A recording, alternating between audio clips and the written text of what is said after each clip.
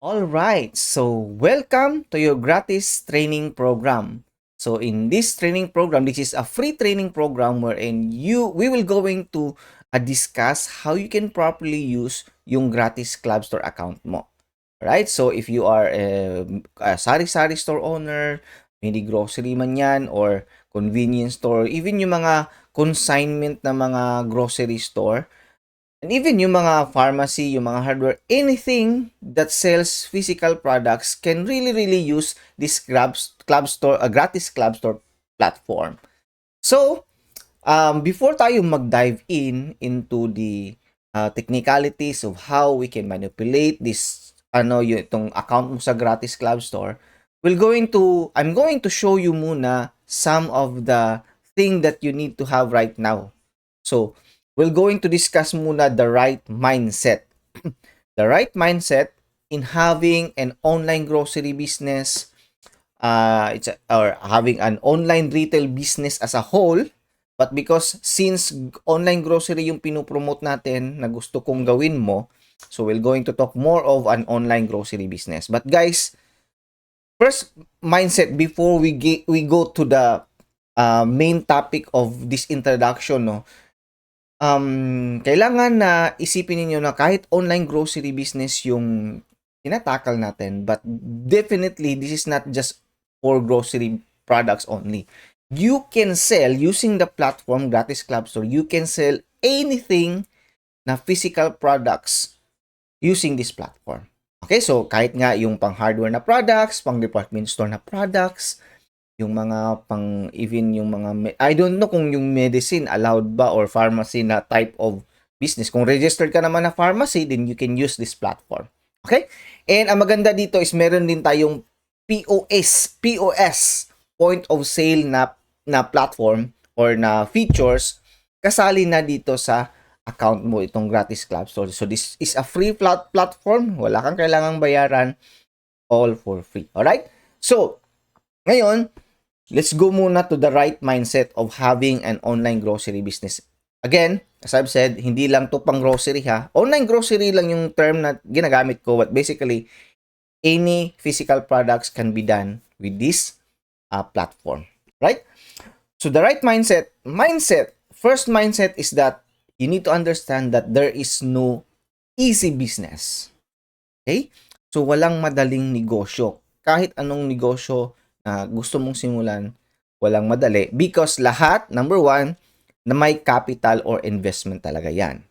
Walang negosyo na walang capital or investment. But, okay, hindi naman ibig sabihin na pag sinabi nating capital or investment, yung pera na agad ang ibig sabihin nun. Kasi merong maraming klase ng capital, maraming klase ng investment. There are lots of form, hindi lamang pera. Okay, because every business, sabi dito, needs effort, time, and money. Ibig sabihin lamang is that capital or investment can be of form of effort, of time, and money or money. Okay, so lahat ng negosyo, mapa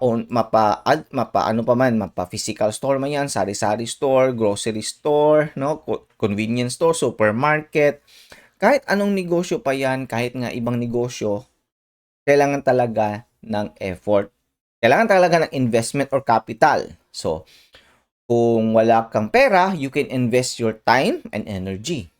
Okay? Pero kung may pera ka pa rin, you can invest your pera, pero still kailangan mo pa rin ng time and energy. So kahit ano pa yan, kahit digital na business pa yan, online business pa yan, so let's say you are selling services, you are selling products, digital products sa online, kailangan mo pa rin ng time and effort and money, of course, to invest in that kind of business. Kahit nga nag-i-invest ka lang sa stocks, you still need time and energy for that kasi kailangan mong aralin yung stock na pag-i-investan mo, di ba? So, in any kind of investment, in any kind of money-producing activities, kailangan talaga ng capital or investment. It's either time, energy, or money. Right? So, sa online grocery business, ganun din. Take note that online grocery business, is delivering grocery products to our customers. So every business needs to be nurtured also and well taken care of, right? So especially sa mga customers natin, sa mga clients natin, sa service na binibigay natin, we really need to produce good services sa ating mga customers. Kailangan na maisa puso mo yon at maisa damdamin mo yon because customers are trying to find online or delivering groceries, delivering products to their home, trying to find yung mga good services sa kanila.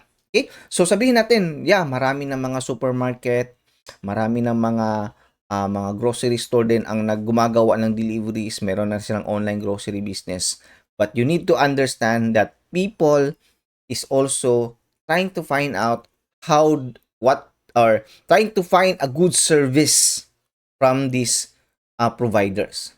So kung nakatira ka ngayon sa isang lugar, sa isang syudad na may nag-online grocery business na, yung supermarket nag-online grocery business na, then do not be discouraged because yung mga tao naghahanap pa rin yan ng mga specific na mga tao or specific or localized na mga online grocery deliveries or online grocery na mga services. And they are looking for something na good service yung pinoprovide. I'm not saying na hindi naman good service yung mga supermarket, pero iba pa rin yung touch, feeling, or charisma, no, ng isang online grocery business na kapag nagde-deliver sa akin is yun talagang hindi siya supermarket, but then he is specialized and it gives me good service na nade-deliver yung tamang products, no. Kung wala yung products na natatawagan ako for exchanging, meron talaga silang pamalit doon sa produkto. For example, wala yung produkto na yon, so meron talaga silang pang-exchange. Alright? So tinatawagan ka. So good service yung hinahanap ng mga customer. Okay, so there is no easy business. Wala talagang madaling negosyo. Lahat pinaghihirapan, lahat pinagtatyagaan. Then next is ito naman, disadvantages of online grocery. So, bago tayo pumunta dun sa mga advantages, punta muna tayo dito sa mga disadvantages. Or, isa lang actually yung disadvantages eh. Ang pinaka-disadvantage ng pag-online grocery is that you still need to do a lot of work because you need to do the fulfillment, which includes the deliveries. Kung meron kang physical store, kunwari, of course, araw-araw ka na nandyan, araw-araw ka nagbabantay, and you need to do effort.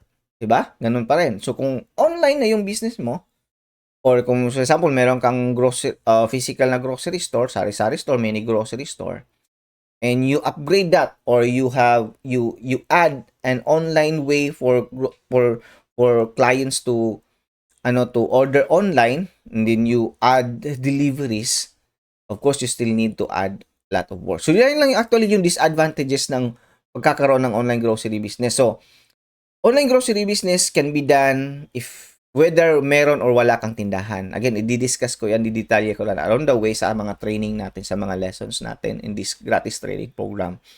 That if you have a store, okay, meron kang sari-sari store, mini grocery store, convenience store, pwede kang mag-online grocery business, dagdagan mo lang yan ng website, tapos yung mga products na binibenta mo, tindahan mo, i-upload mo yan doon. And then another thing is, kung wala ka namang physical store now, you can still do online grocery business.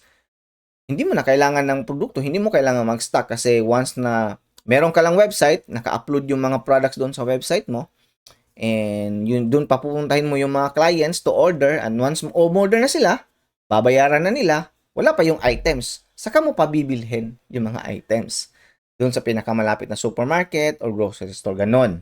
Kung wala kang physical store. Kung meron kang physical store, edi yung mga items na nandun na sa physical store mo, yan yung doon ka muna kukunin, and then yung wala, saka mo lang bibilhin sa supermarket tapos i-deliver mo. Okay? So, ganun mangyayari dito sa ating program or sa gagawin mong negosyo.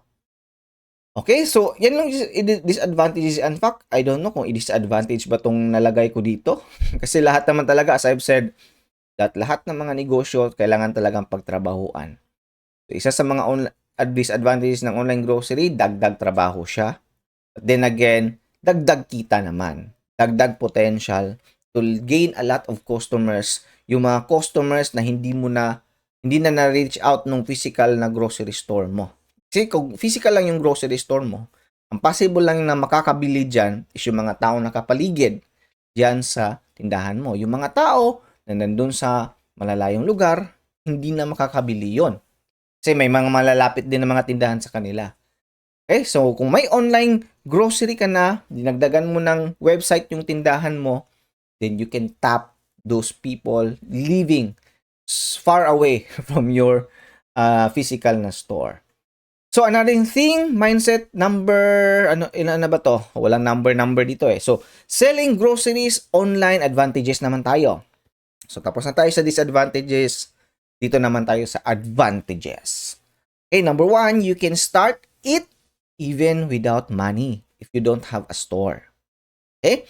Kung wala kang tindahan, again, nasabi ko na that you can really start online grocery business kahit wala kang tindahan. So, kapag pumasok na yung orders, lahat ng orders ng customers, saka mo bibilhin doon sa supermarket. And hindi mo kailangan ng investment kasi saka mo nga lang bibilhin yung mga grocery products kapag na-order na ng customer at binayaran na.